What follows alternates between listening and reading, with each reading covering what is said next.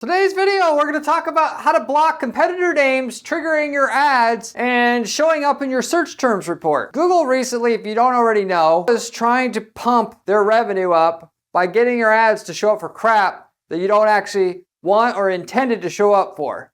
And they're making it harder and harder to avoid not doing this. And the best top way they have to do this is to have you show up for your competitor searches.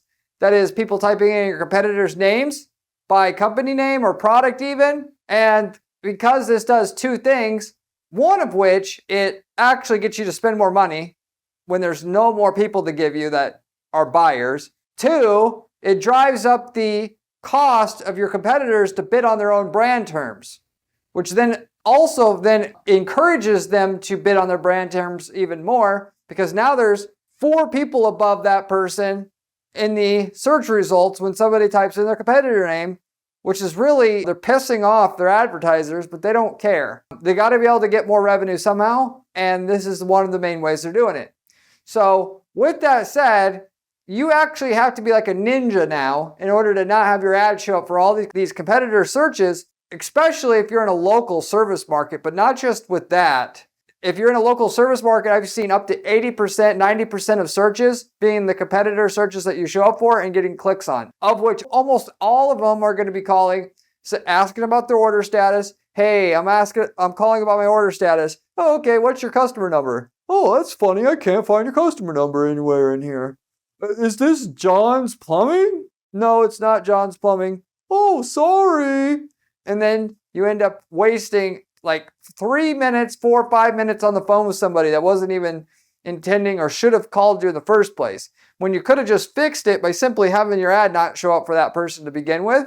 And the answer of having your ad show up for people saying who you are and what you are to encourage people that weren't searching for your company will not click on your ad. That's not going to work. Half the people don't even read the ad before they click on it. So the only answer is only show up for who you want to show up for if you're going to make money with your ads nowadays. And with as tricky as it is, I've made this video to help you actually accomplish that. So I'm going to go into what these details are in order to do this, and then I'll have a couple case studies for you as to different companies, where we did this, how we did this, and why it's actually going to make such a difference in your profitability once you actually get this fixed on your account, which you may not even be aware how much it's actually affecting you. Before I go into the content, if you do not know who I am Corey Ziman, owner of Guaranteed PPC, an online advertising agency that specializes in guaranteeing results for their clients.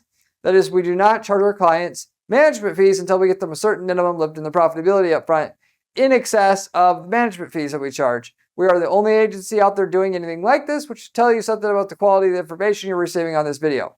So with that said, getting into the content here, Google wants more revenue every quarter at their company like any other publicly traded company, and that will have to come at any cost, including trampling over you, the small business advertiser or large company that's trying to just make an honest buck advertising on Google where the customers are. And it's not the only place, but it's a place that everybody goes to because it's easy and they don't want to think or try very hard to find customers. The real money is in figuring out how to interrupt people in the public that aren't looking to buy right now and turn them into buyers, which I talk about in other videos. This effort to every quarter get more revenue than the previous quarter, when there's, yes, more people using Google all the time, but the growth of Google's platform's really plateaued off. If they're making more money from their Google searches, it's because they get their advertisers they currently have to buy more ad space. And there's only so much ad space that's going to be profitable with the way that most advertisers think and act,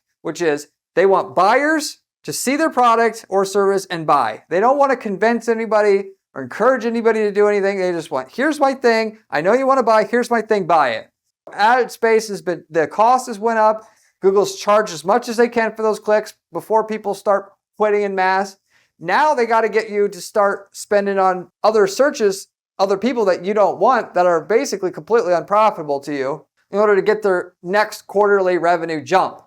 If you will. And if you're wondering how they can do this, by the way, it's because 70+% of people don't track their results. They just say, I have a $300 a month ad budget on Google, and that's my budget, and that's what it's going to be, and I'm going to stay at that budget forever because that's what I can afford.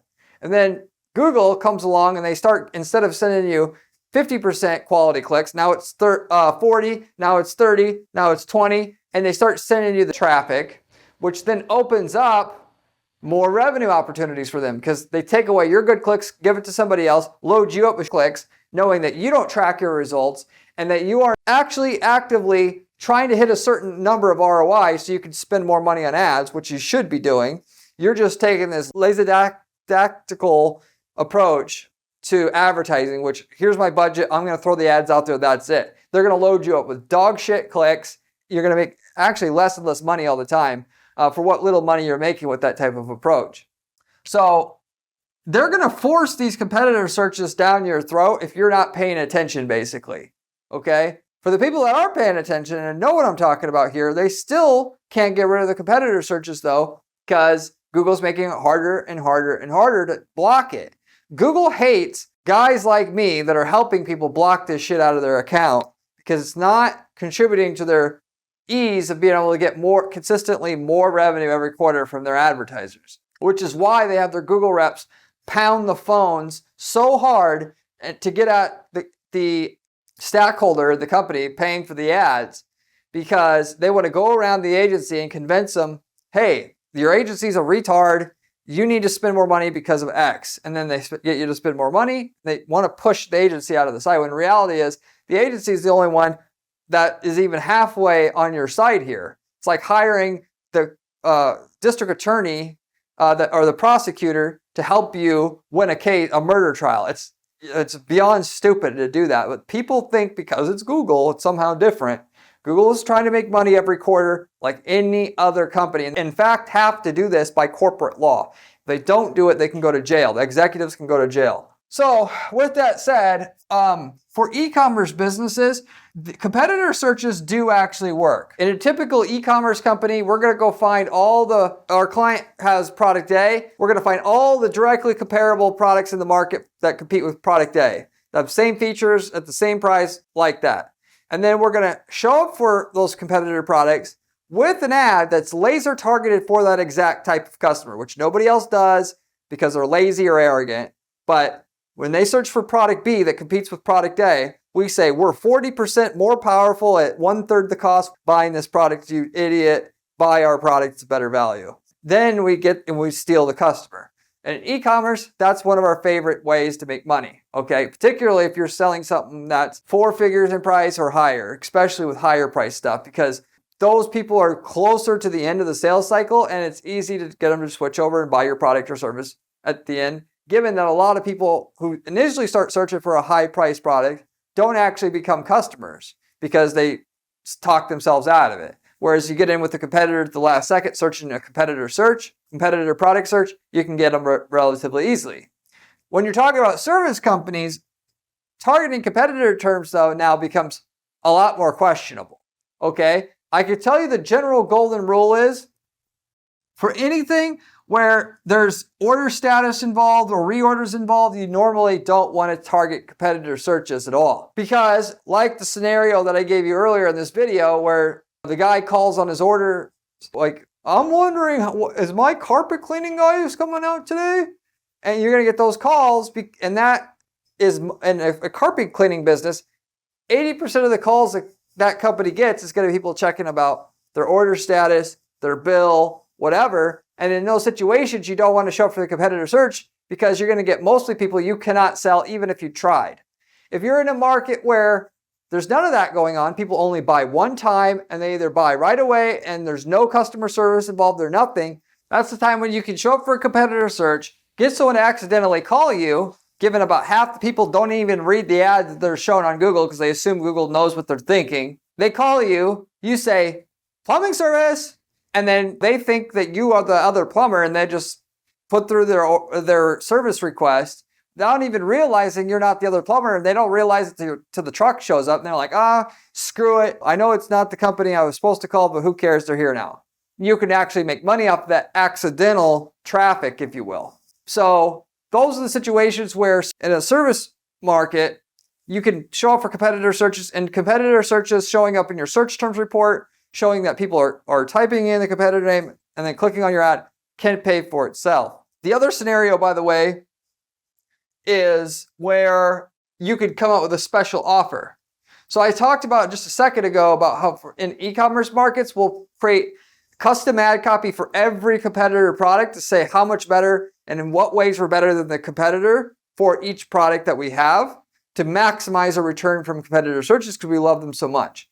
If you're talking about services here, to give you an example, we had a day spa. We wrote down every other day spa in the area. You're only going to get so many customers from people typing in day spa, Las Vegas, or whatever. We have our ad show up for the competitors' names when they're typing their competitor name in. And our ad says, day spa, new customer special, and get a free stay, click here, or the equivalent of that. They click the ad, they get to a landing page that says, we're going to let you stay the first time for free, as long as you show us proof that you go to the other competing day spa in the area by bringing your receipt in. So we don't get people abusing us. But more importantly, we're getting people who are serious long-term buyers of our competition because you could get customers typing in day spa Las Vegas as a customer, but the value of those are questionable compared to the guy who already goes to the other competing day spa and has done so for the last 5 years. And he was just Googling the competitor's address to call about an order status there or whatever, rebook for another time. So we use that kind of strategy semi-often for service companies in order to monetize competitor searches, given that half the people are going to accidentally click through, call, and then they're going to waste our time and we're wasting our money. However, but the other half that do actually read an ad before clicking on it are going to see our ad, they're going to recognize what we're trying to do, and we're going to call it, we're going to generate a hot lead off of that particular prospect, which if you're wondering how we could offer something for free, it's all about lifetime value, baby. You got to understand what a customer's worth, so what you can pay to acquire it. If you only value the customer by their initial visit, you're going to be outbid by all your competition who's not valuing customers by their initial visit. I see this all the time, like for instance in skincare products. People come to our agency and they try to say, I want a 600% ROAS on my ad spend. And okay, well, how often do people buy the product again, and how often do they reorder and all this stuff? I don't know. And then so I say, okay, well, we can get you a return on when you factor all the repurchases, but you're not going to get it on the initial purchase because other companies know what the customer's worth. And they just look at me like I'm a retard. But the reality is you got competitors who have been around for years who understand what customers are really worth. If you're trying to value them for what they're worth on the initial purchase, you're just going to never get into business. You got to pay to play and you got to be smart about it. So in a lot of cases, you could give away something for free on the first visit or give it away at 50% off at cost to get the customer and make out like a bandit, as long as the customer you're getting is going to probably be a whale customer. In our case, that was what we had. People went to the expense of other day spa. We can get those are the customers we want. We don't want just one-off people coming in once. And therefore, it's worth it to give it for free, even if we make no money on the initial purchase, so we can get the next 20 visits from them versus the guy that we're going to get full return on from Google normally and comes in once. So anyway, with that said, that's the other exception of where you'd want competitor searches. And you wouldn't want to go through the process I'm about to describe to block out the competitor searches. Now, if you are in a market where you want to block them out because you're not going to make money, you're in a market like plumbing services, air conditioning services, lawyer, stuff like that, where there's tons, especially like that, where there's tons of competitors in your market, hundreds of them technically, and they're all almost calling exclusively those competitors to ask about order status. Then you got a big problem, you got to weed them out so that your search terms report shows that you have less than 10% of that of what you're paying for users to click on are those competitor searches. And in that case, what you got to do is the following.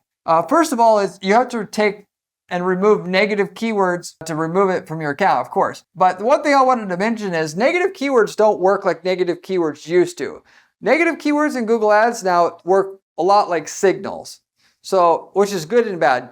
The good side is you don't have to add every single competitor variant of every search in as a negative keyword to block all your competitor searches out of your search terms report. On the flip side, you could add literally a negative keyword, an exact match for a certain term, and you'll show up for that term again in the future because Google doesn't take it as a literal blocking sign. So with that said, what you actually have to do nowadays, as we found out at our agency doing this dozens of times, is you have to add lots more negative keywords, and Google will use all those negative keywords to make a general assumption of what you should show up for and what you shouldn't, so to say. All right? They're basically using the machine learning. They're using your negative keywords as a signal, and their machine learning to find out what you should show up for and what you shouldn't. And then, by the way, when you add that with smart bidding and you add opportunity level tracking for your account so that you're tracking whether a lead's qualified or not, you can actually weed out all these competitor searches from your search terms report rather easily, because what we use is CallRail for tracking phone calls and form fills. We have the client score the leads in CallRail or give us a list of all the leads that were qualified in the last week or month. We go into CallRail, we find out which ones were qualified, grab the Google Click ID, we import it into our Google Ads account, and then we have a goal in Google Ads that tracks qualified leads. We track any lead in general, like any phone call, any form fill, and then we collect the qualified lead data as a separate goal in the background until we have enough of it. Then we switch over all our campaigns to optimize on that level of data. But with that said, when you get the campaigns to switch to optimize for qualified lead data, then when a competitor searches and they call, the system's not going to optimize for more of it. So where people really get screwed here is their campaigns are using smart bidding. It's optimizing for phone calls. Competitor calls are going to be the cheapest calls. So then when it sees a competitor call come in at a cheap rate, it's going to load you up on those competitor calls, baby. And then you're going to be screwed. And you're going to get more and more of them till 100% of your clicks or virtually thereof are competitor calls. I know because I've seen it before. For a pest control company, we had this, and literally 95% of the searches were competitor searches because of this, and because we weren't paying close enough attention to just the search terms report, and it happened over a 2-3 day period already. So does it start, it sees some conversions, competitor searches, okay, load the person up on that, and then boom, you're hit.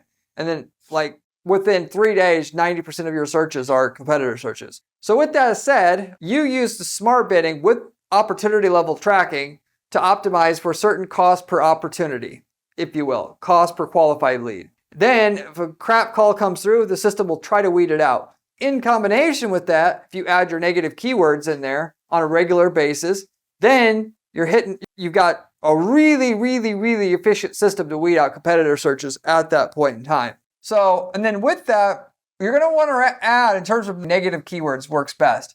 So in other words, if you see in your search terms report, Bob's Plumbing Services, don't just add Bob's Plumbing Services as a negative keyword to all your campaigns.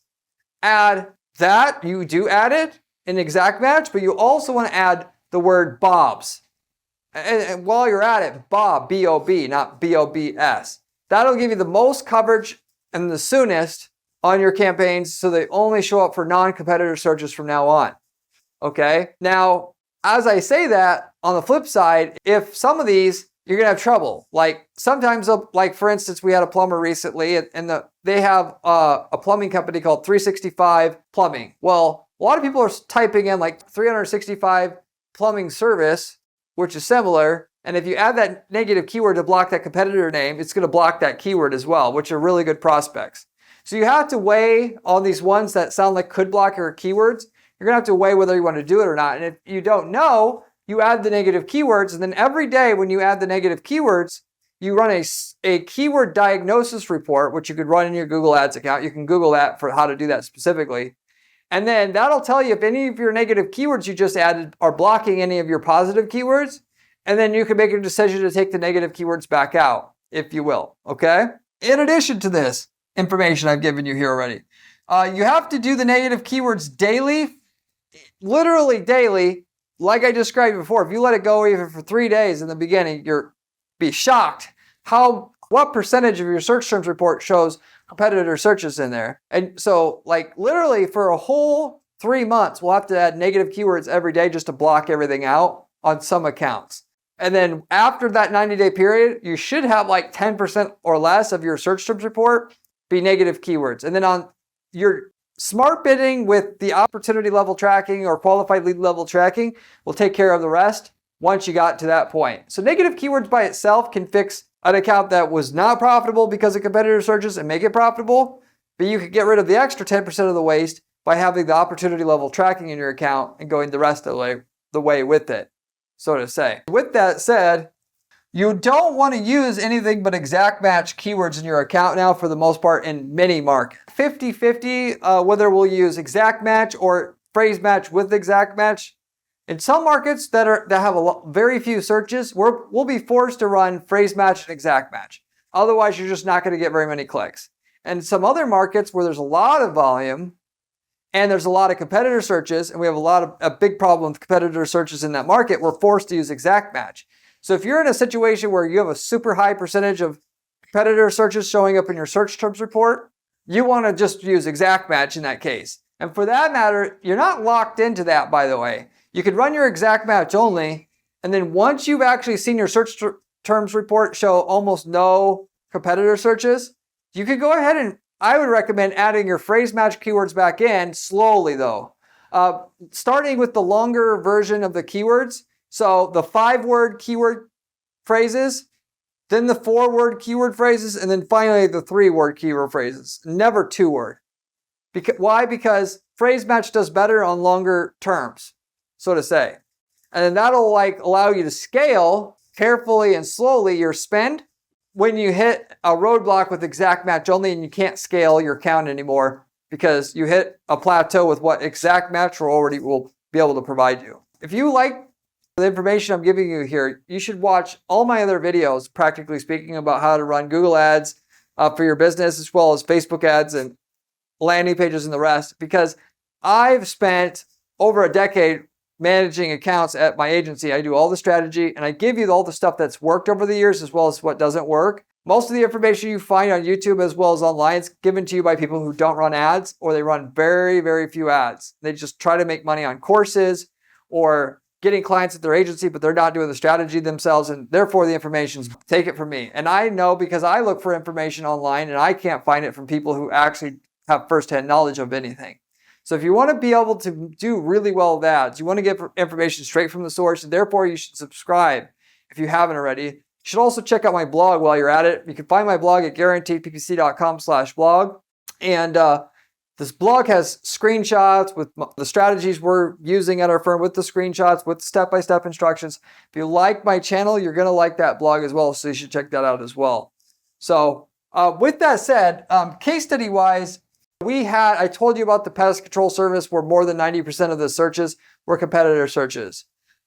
We also had almost as bad of a situation with the plumber recently. To give you another example market where things are the worst, if you will. Okay? If you're talking about something more niche, like a floor resurfacing company that does epoxy floor resurfacing, you can not only not really add any negative keywords, but you can use phrase match in addition to exact match keywords in your account and still probably do okay. So of the search terms report, the competitor searches that did come up, where we had an issue with there, more than the competitor service companies, is people looking for epoxy products, which is where you can have issues as well.